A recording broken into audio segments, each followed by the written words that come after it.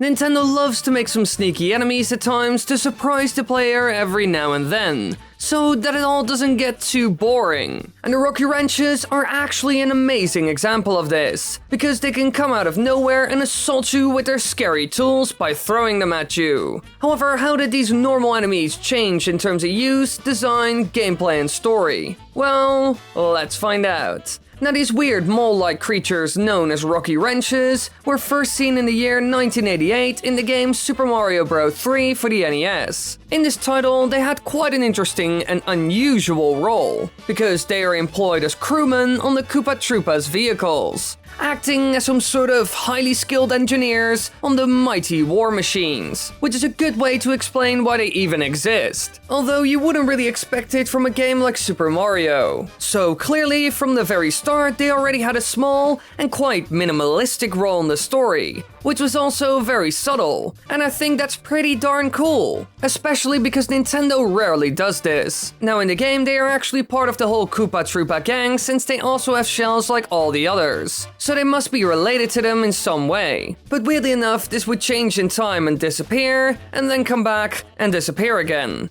Now in the game, they will try to surprise and attack you by popping out of manhole covers and then throwing their namesake wrenches at you, which is probably the tool they were using while working, which can be used as an improvised weapon by the looks of it. As soon as they have done this, they will go back down again and hide from the wrath of Mario, because when you stomp on them, they won't like it, as you can imagine. Now, like I mentioned before, these will attack you out of nowhere, keeping the players on their toes since a wrench could be flying towards their head all of a sudden. And this plays a big role in the tanks and airships of Bowser, where you also encounter cannons and other things shooting stuff at you. In general, when you look at it, this is a big element of those levels, with the Rocky Wrenches being a part of this whole experience as well, forcing you to dodge all the stuff that's flying towards you. However, while it worked really well in the game and was actually a fun enemy to take on, things would drastically change after this. While its parent species, the Monty Mole, would be seen in the games after, like Super Mario World, where it played a similar role to Rocky Wrenches, our good old trusty mechanics weren't seen anymore. And to be honest, it's quite weird to see that the original species sort of disappeared, while the new parent type replaced it completely. Now, the reason why they most likely did this is because airships aren't really seen in the games that came afterwards. All we saw was a broken one known as the Sunken Ghost Ship, which you have to swim through in order to make the doorway to World 7 come out of the sea. So most likely for that reason, they made a slightly different version. But they didn't really have this excuse in games like Super Mario Sunshine. Here you see Monty Moles in some sort of cannons that shoot bullet bills at you.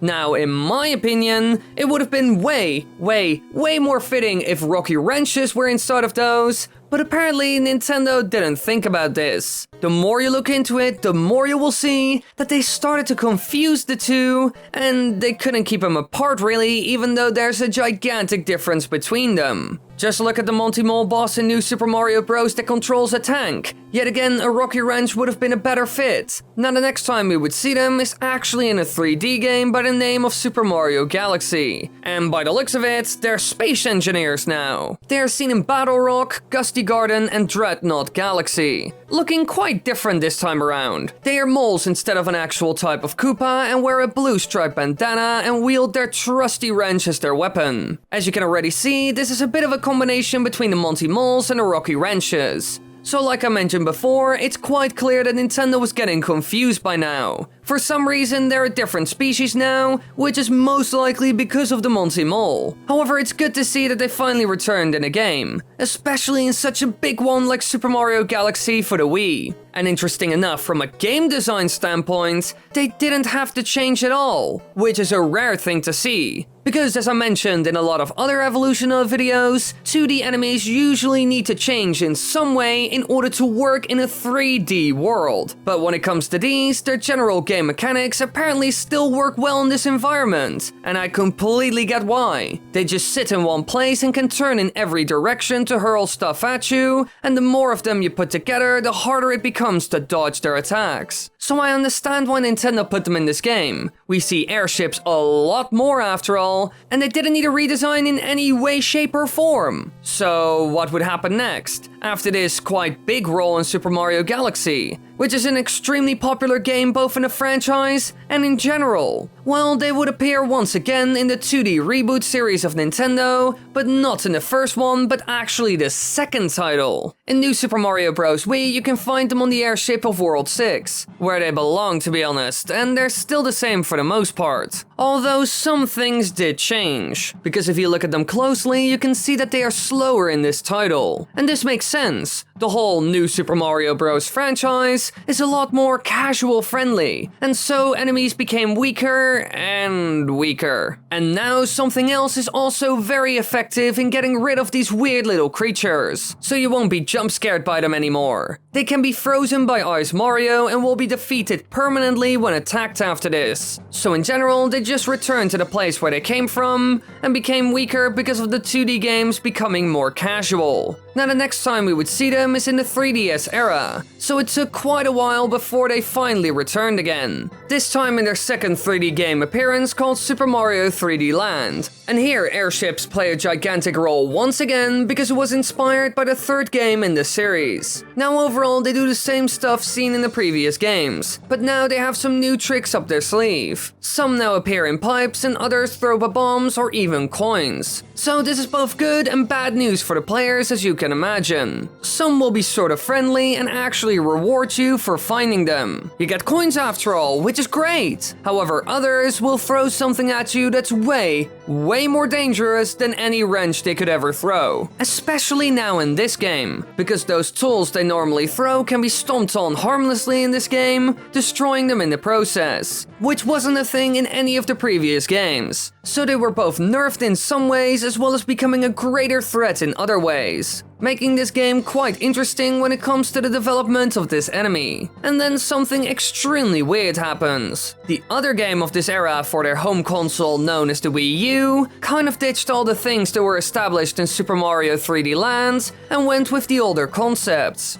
In New Super Mario Bros. U, they once again used their designs and attacks from New Super Mario Bros. Wii, and only appear in boarding the airship of the Marangu Clouds. So really, here it's not that special. To be honest, it's quite weird to see that in the 3DS title they added some amazing things to this enemy that greatly improved it, while the New Super Mario Bros. Series was yet again extremely lazy. However, this is a pattern we see more often with this specific series. A ton of enemies, even returning ones, didn't change a bit in these titles. So it's not too surprising, but it's still a really bad thing to be honest. You can learn more about this in the other Evolution of videos, which can be found in the upper right corner, where you will also find the playlist. Now we finally get to the modern era, the time where the Nintendo Switch rules supreme and creates shockwaves in the video game industry. And while they weren't seen in one of the most influential 3D Super Mario games ever, the now famous Super Mario Odyssey, we did see them in the Super Mario Maker games. Both of them, of course. And this was another series that changed a lot of things for Nintendo. Here they got new designs for the Super Mario Bros. And Super Mario World styled courses, with some having goggles and others not. And when it comes to behavior, a lot of new things were added thanks to the ability to combine certain things with enemies, which can drastically change them at times. Just an example, if they are winged, they can hop out of their manhole covers before throwing their wrenches, making their lower bodies more visible, which also occurs if they are enlarged, but they temporarily revert back to their original size in order to hide. This already looks a bit off, but was most likely done to make it look better in the end,